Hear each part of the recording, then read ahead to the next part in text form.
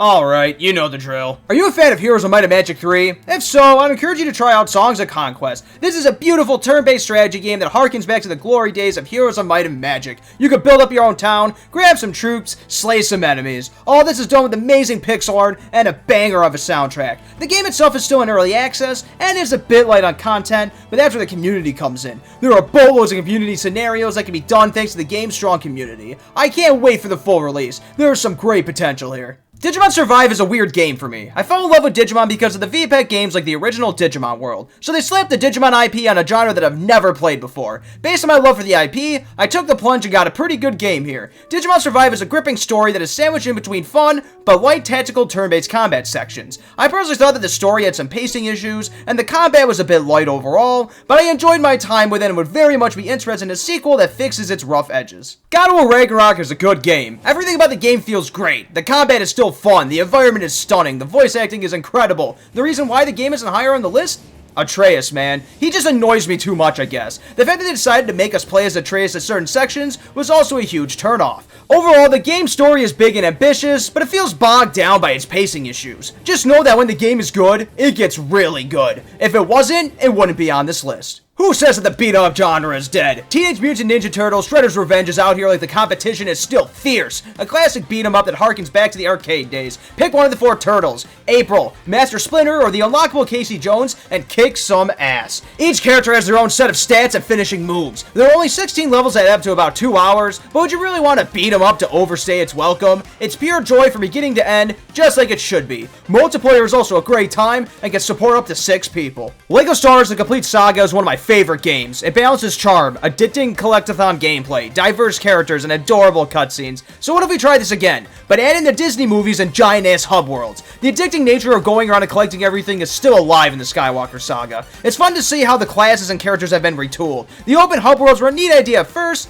but I, unfortunately, think that it makes the game overstay its welcome a bit, and it took focus away from the story levels, as they feel too short this time. My brother and I 100% of the game in 80 hours. If we didn't like it, would we have spent this much time on it? Monster Rancher 2 is a game that I hold very near to my heart. So when I heard that Ultra Kaiju Monster Rancher wasn't just a thing, but it's getting a US release as well, I got very excited. It shows me that even stripped down from its Monster Rancher charm, the gameplay loop itself is still a lot of fun. It's addicting as all hell, raising new kaiju, analyzing their differences between them. Some of them hit like a truck, some of them are super speedy, others are tanks, and some can be like a bit of a mixture. The battling is still as fun as ever, and it's a lot of fun unlocking new kaiju. I really hope that this game did well enough for Monster Rancher to find its footing in the West again. As your typical Pokemon hasn't been good since Gen 5 Redditor, I was highly skeptical going into Legends Arceus, but holy shit, this game was such a breath of fresh air that the franchise needed. Running around catching Pokemon in real time was such a game changer. I love sneaking in the grass to get a back throw on them, using bait to lure them out. This is Pokemon at its most streamlined.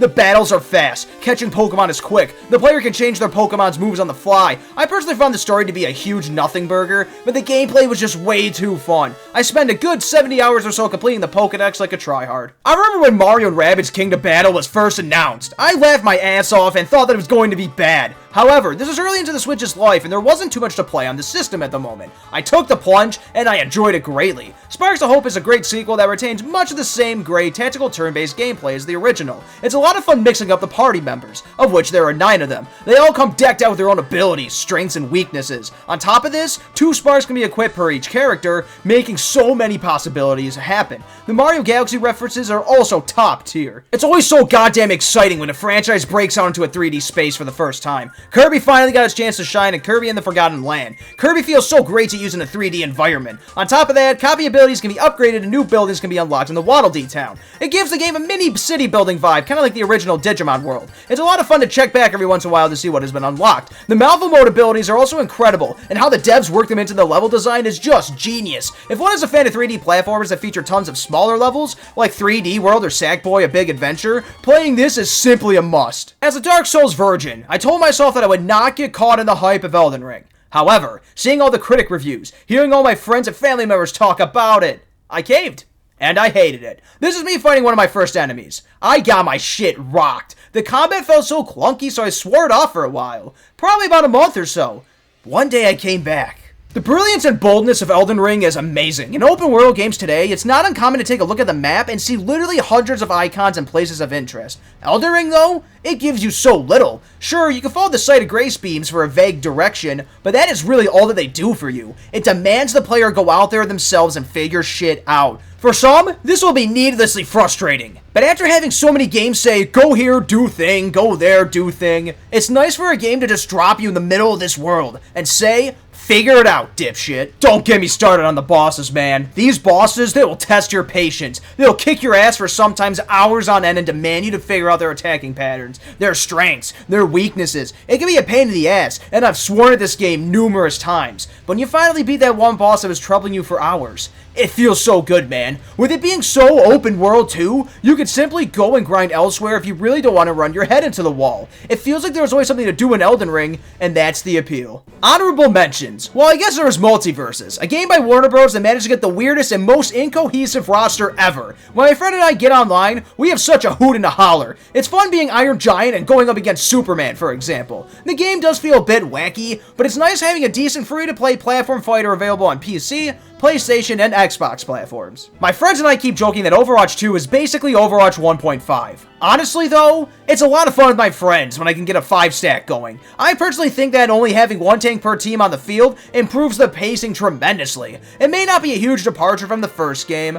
but I'm fine with that. The first game was great after all. Lastly, even though they're glitchy messes that should have been delayed, Pokemon Scarlet and Violet are still a good time. If Game Freak made the world a bit more interesting and fixed the performance, these could have been some of the best Pokemon games. It's just too bad that whenever I think about these games, I always think about what could have been instead of what they actually are. I like 2022 overall. Elden Ring was a nice surprise that I didn't think that I would like that much. Older franchises such as Monster Rancher and LEGO Star Wars got fun new installments. Digimon got a cool new visual novel and tactical turn-based combat game, and Pokemon finally evolved. 25 years later. That's only including what I played too. There are plenty of acclaimed games that I just didn't get a chance to try. I heard games like Splatoon 3, Xenoblade 3, Stray, and Tunic were also great. Here's the 2022, and I can't wait to see what 2023 has in store. No contest!